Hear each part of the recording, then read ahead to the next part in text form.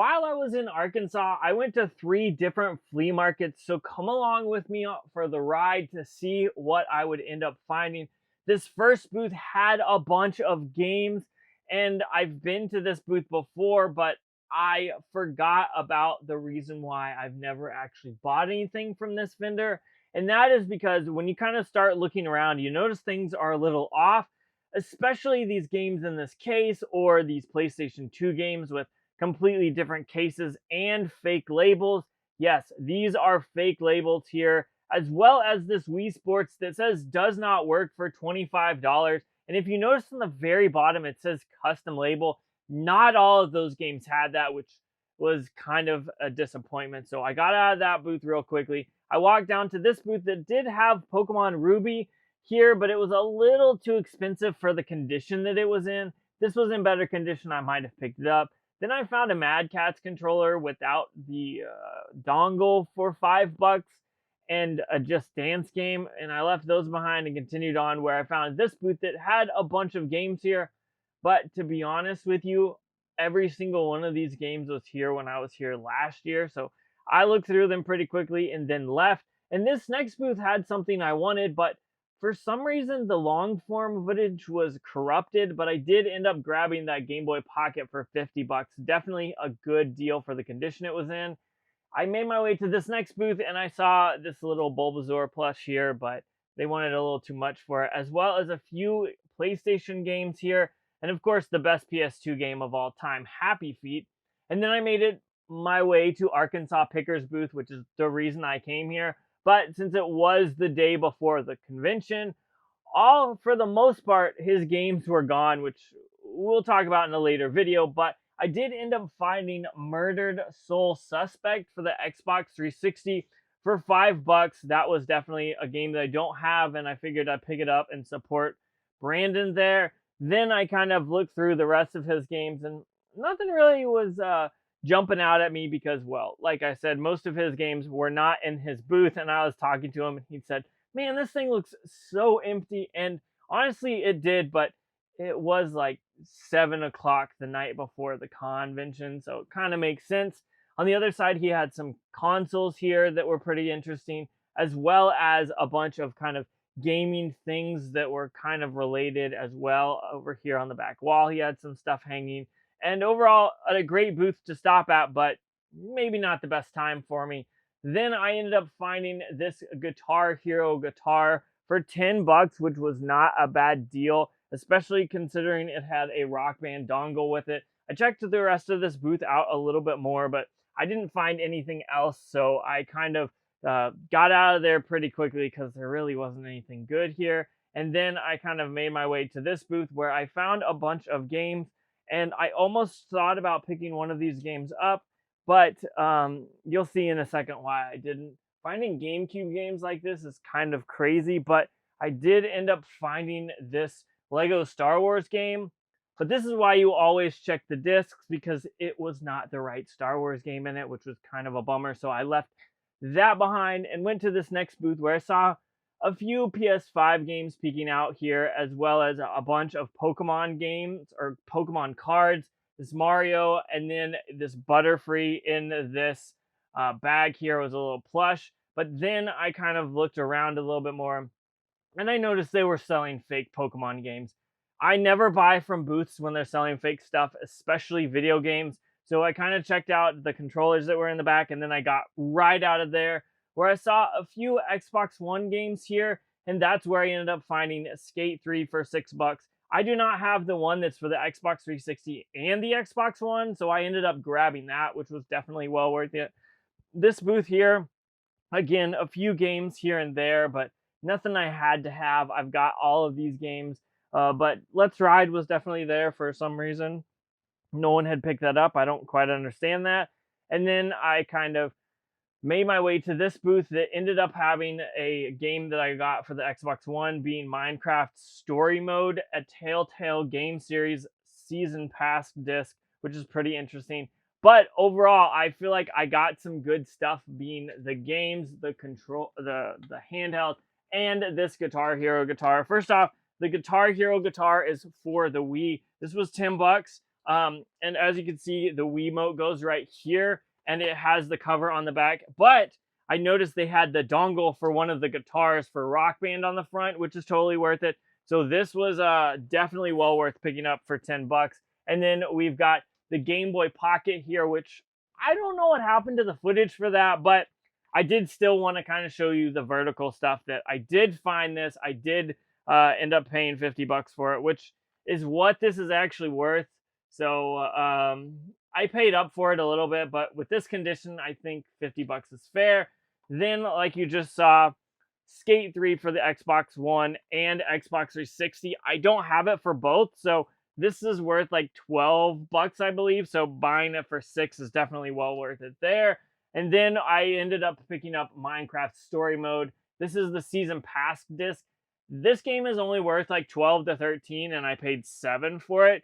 But if you look at the other Minecraft Story Mode games on the Xbox One, some of those can go like $30 to $35. So keep an eye out for that if you're looking to make some deals. And then last but not least was Murder Soul Suspect for the Xbox 360. I don't have this game. It's only worth like 7 bucks, but picking this up for 5 bucks from Arkansas Picker was definitely well worth it. But we've got 2 more places to go, so let's get back out there. So then we made our way into this place called Finer Things, which, to be honest with you, I didn't think was going to have anything at all. And lo and behold, I found a few Game Boy games here in this like rotisserie thing.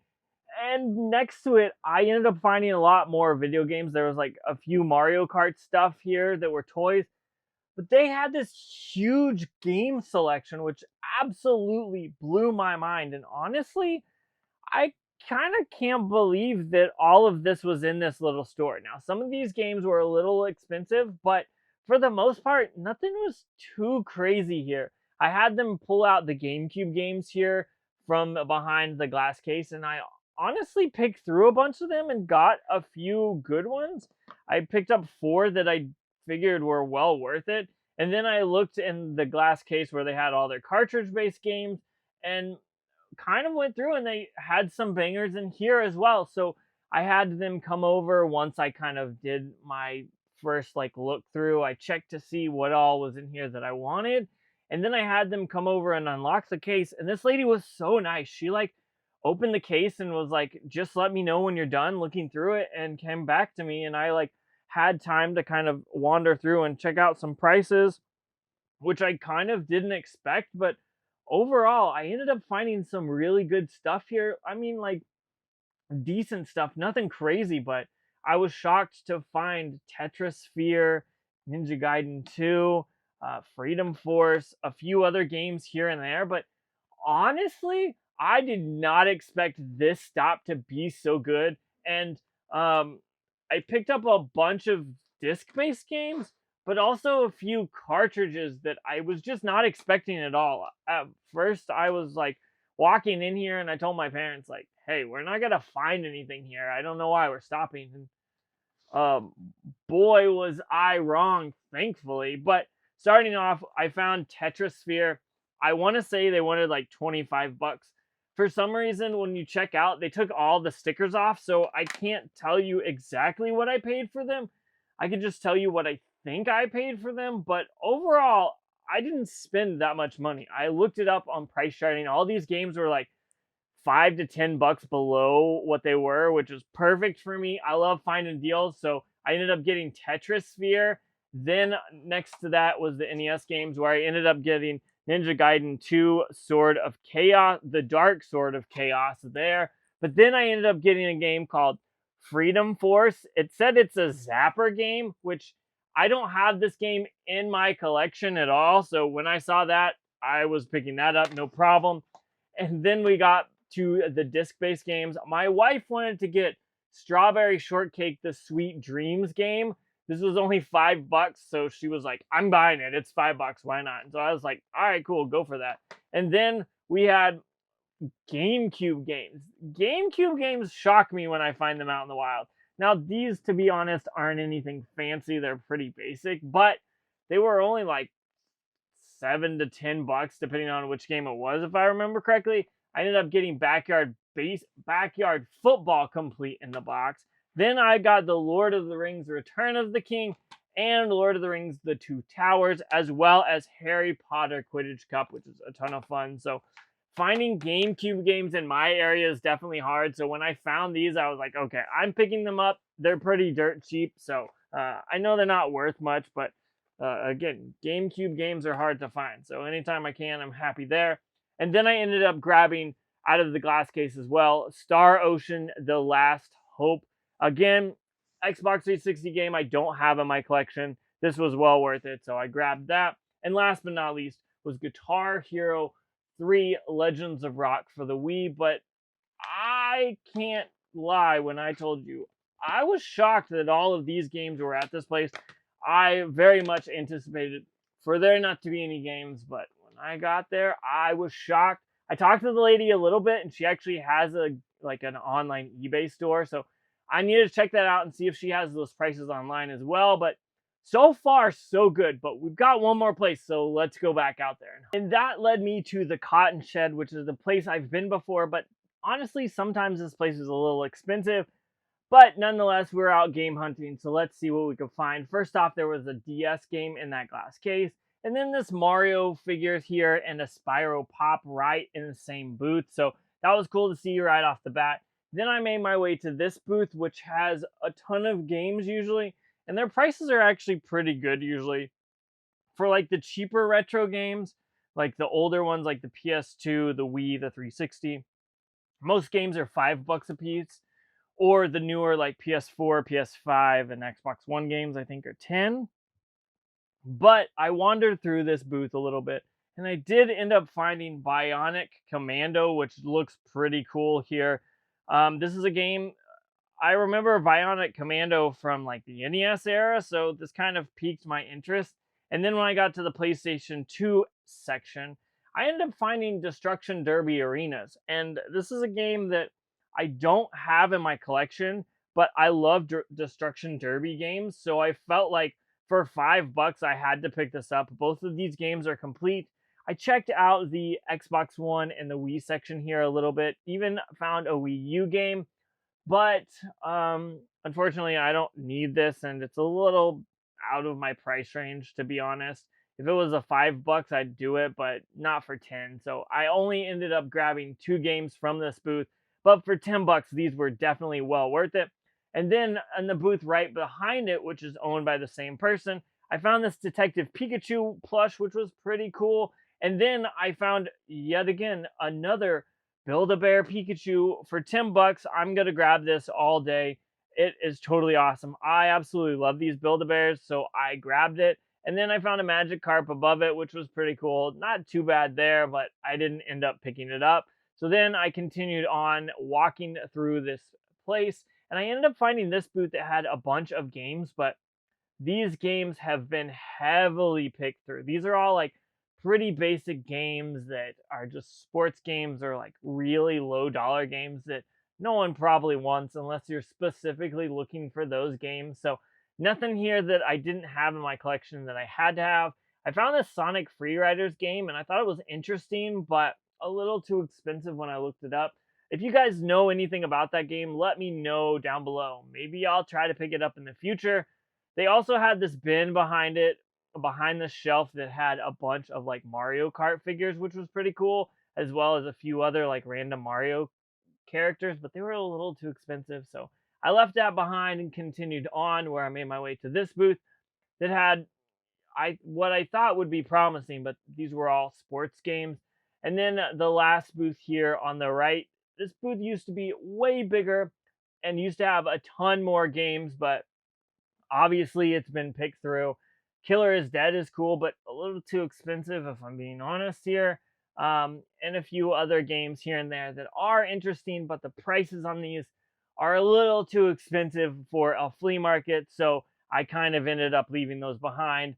And honestly, I'm not too upset. This place is probably where I should have gone first because it wasn't the best. I ended up finding 2 games here, being Destruction Derby Arenas and Bionic Commando, but for $10, these were definitely worth it. And then obviously you guys saw me pick up this Pikachu Build-A-Bear plush. Anytime I can find these, I always grab them. I like to trade, so this is something people always like to grab. So I had to grab this as well. So this was definitely well worth it for the stop, but if this was the only place, I'd kind of be disappointed, to be honest. But overall, stopping at 3 different flea markets that I don't often go to and finding this many games is absolutely awesome, and I'm definitely glad I stopped.